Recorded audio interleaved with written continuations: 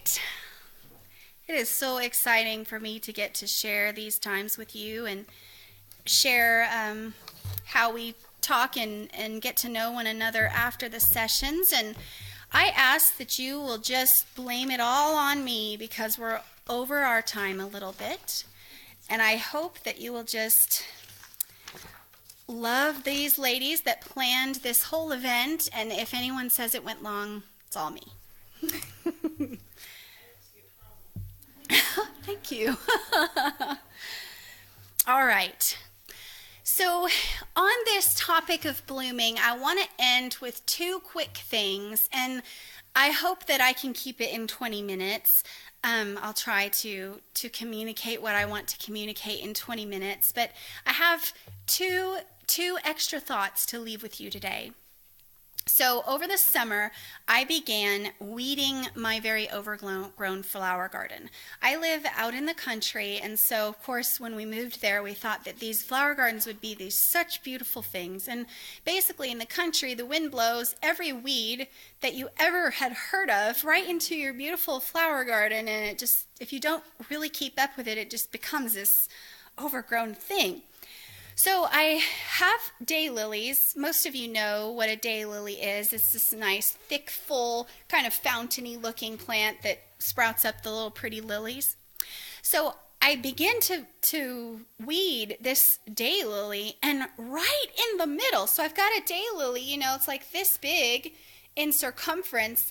Right in the middle of that daylily is this clump of like weedish grass. I don't know what it is, but it's like this horrible stuff right in the middle of the daylily. And it like almost divided the daylily in two. But guess what? The daylily's like, whatever. Just gonna go. And the daylily was just like perfect. The leaves were like all full and beautiful. And there was one little lily bloom on there. And I'm going, there's this clump of ugly grass right here in the middle, and this daylily just growing beautifully. So I want to tell you what lesson I learned from that as I talk today. We've been talking about how to be women who grow and bloom spiritually. And all the time that I journeyed on this year, because I told you I've been going through a time of going, no more dry soul. No more for me. I want to be that. I want to feel like that big, thick peony. And guess what? It's not through any effort or power of my own. It is through God and what He does in my life.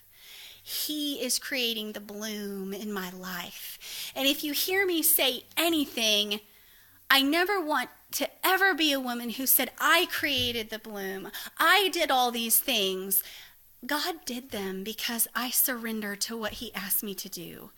God is the one doing these things in my life. But I want to share something with you that was really preventing my growth. And I am not like the daylily. I have been focusing and did focus on the grass and the weeds and the thistles that were growing all around me in the garden.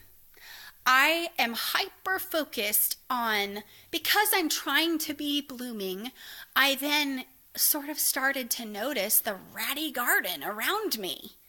And the weeds were just driving me crazy. But because of that focus on the weeds, I became a plant that wasn't as healthy as I could have been. I became a plant that wasn't growing and blooming in the way that I could because I was focused on this shabby looking garden that was all around me.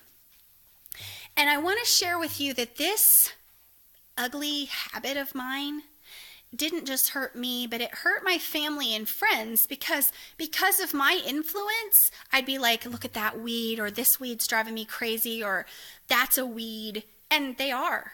I'm not saying I was calling it wrong, but because I did that, they then began to notice the weeds. They then began to be like, oh yeah, it's a shabby old garden. Somebody should get in here and weed this thing. It's looking ratty. Oh, they're bothered by the weeds now too.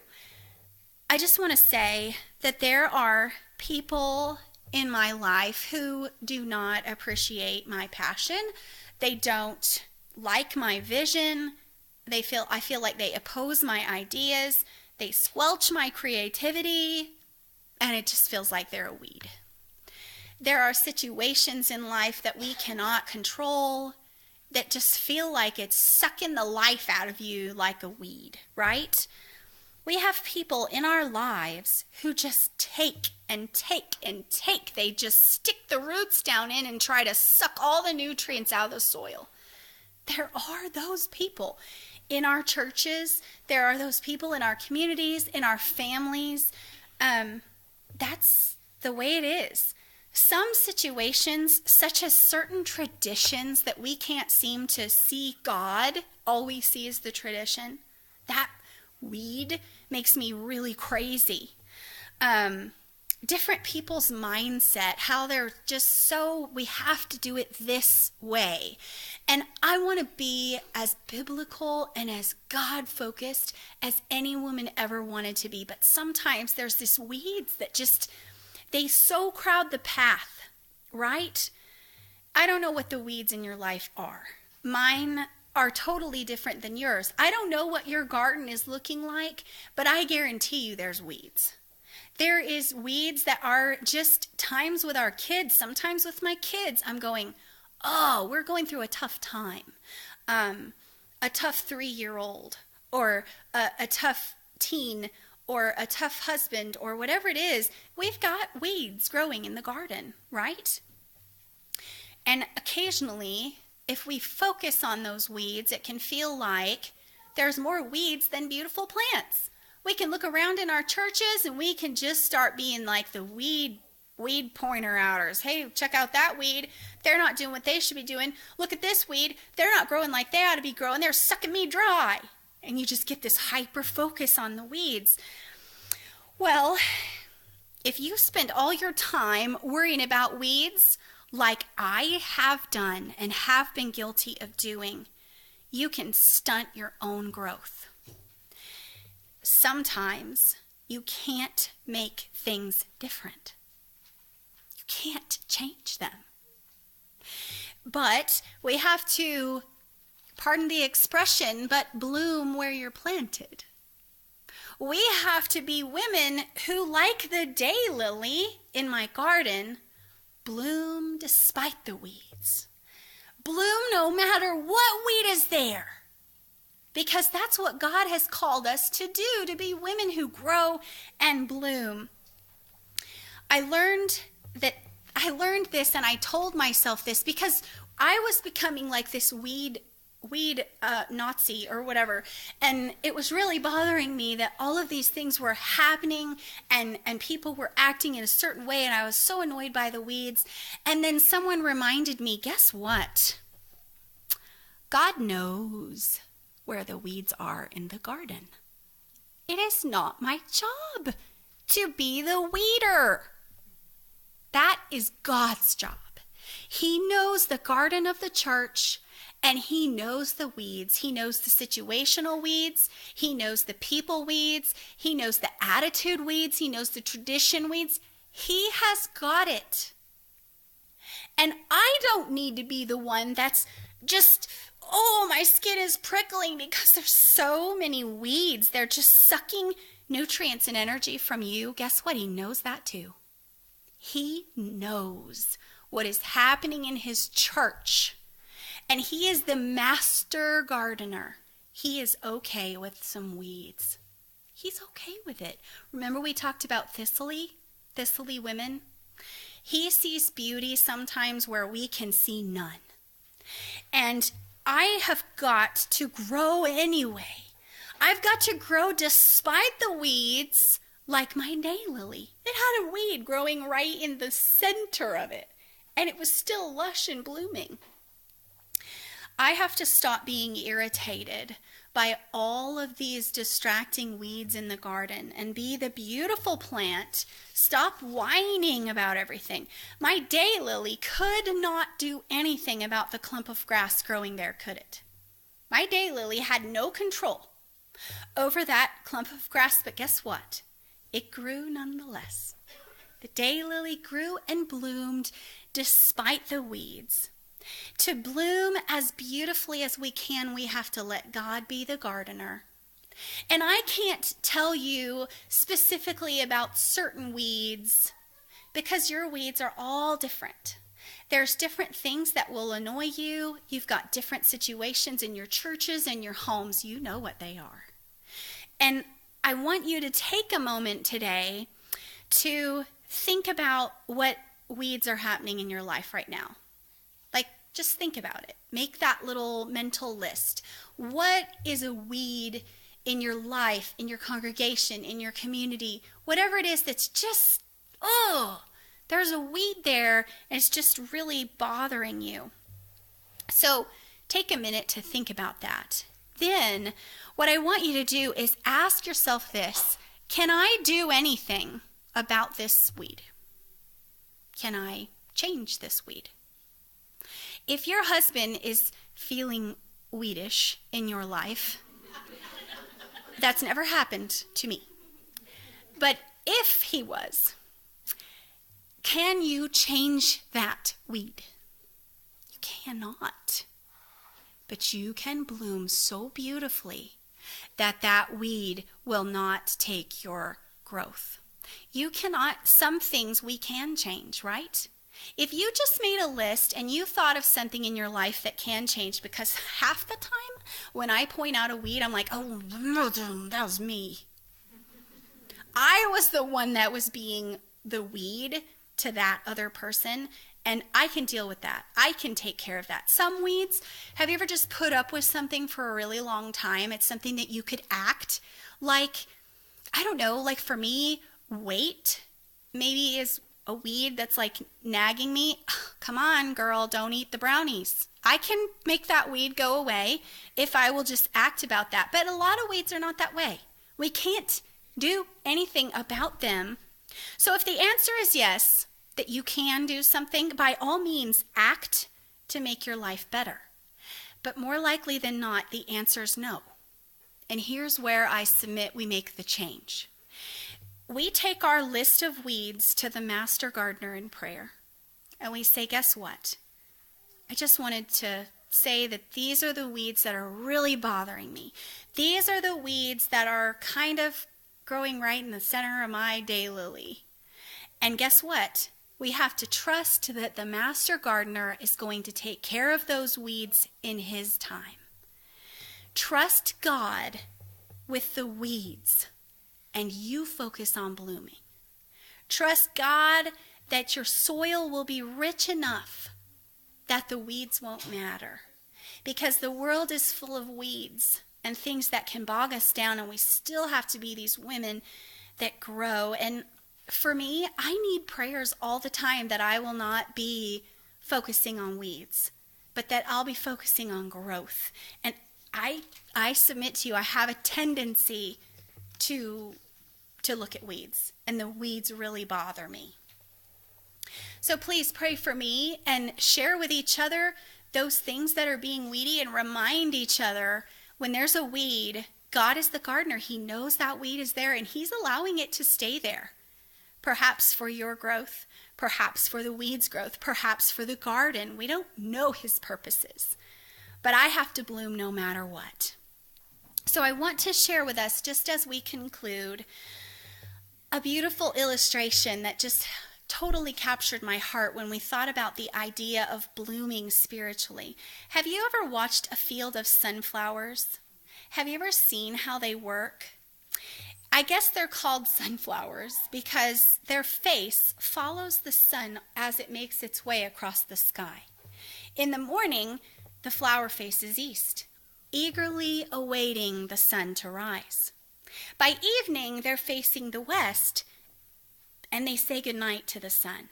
That sunflower turns toward the sun all of its life until finally its head droops.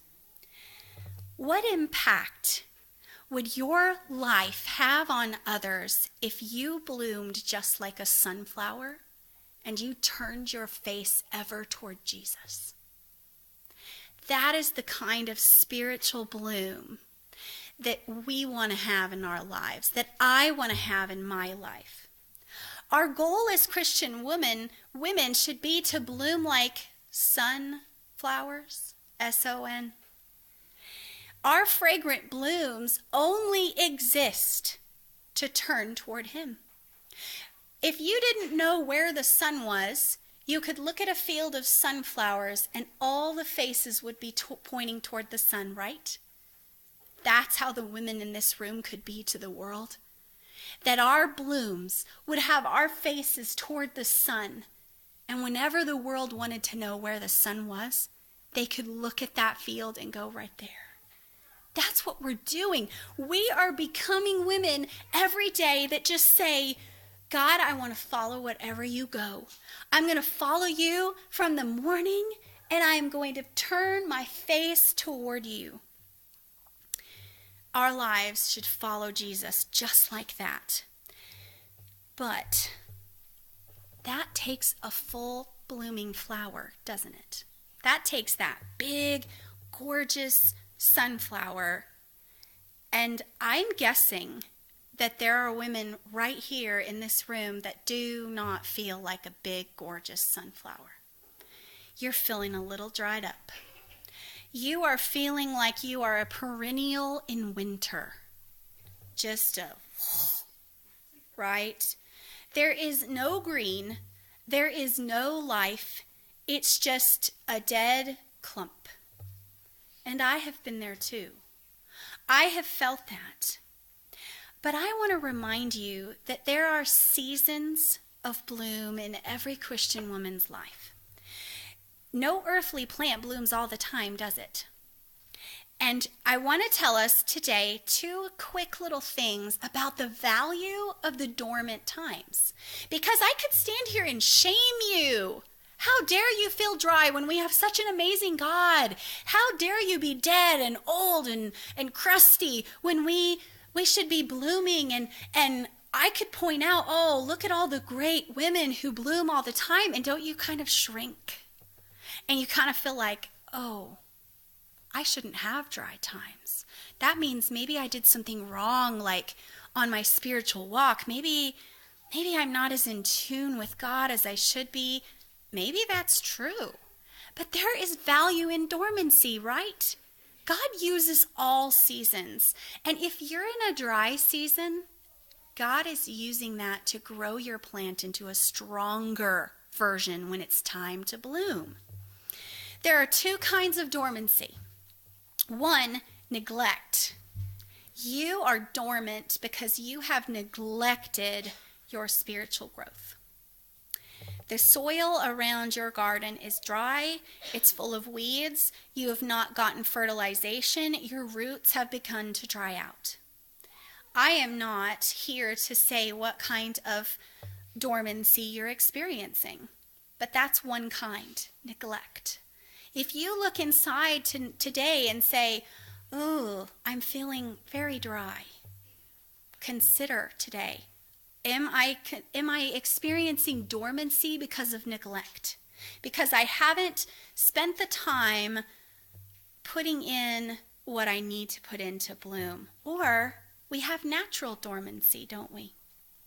God allows periods of dormancy, and I feel very strongly that God allowed me to feel what it's like to be dry spiritually so that I could also appreciate the blooming times. We know that God doesn't just shower us with this incredible feeling of life and freshness all the time. The Christian walk is seasons of feast and famine, of rain and no rain. That's okay. You may be going through a period of dormancy, which is a trial. We cannot spend a lot of time going through a trial and yet bursting into bloom fully. Sometimes during a trial or a life event, we have to shut down that top plant, right? Guess what happens when plants naturally go dormant? When all of your perennials, like right about this time of year, they begin to die off, guess what's happening? Roots sink deep during periods of dormancy. Dormancy is a time that re-energizes the plants, like scientifically. It re-energizes the plants so that in the bloom season, boom, you've got that peony that is just so gorgeous. It's just hanging down on the ground, full of blooms. A rose bush has to be properly pruned back, doesn't it, every year so that it's a beautiful rose again in the summer. Truthfully, my own periods of dormancy, and I have had them and do have them, they're a combination of both. I realize that maybe I've had a trial in my life and God is giving me some time to sink some deep roots. But I also realize that I have suffered from some neglect too. So I experience both of those kinds of dormancy. We want to be women who bloom more often than not, of course. But our beauty can point to the Creator, whether we're full of blooms or whether we're in a time of dormancy. There is great value in both seasons. We can use the ideas that we discussed today, like making a mentoring quilt, like learning to worship so that it causes bloom in our lives. We can learn to grow amidst the weeds and despite the weeds so that we have blooms that are so beautiful once more. We can be women from today on that, like a sunflower, turn our face ever toward Jesus.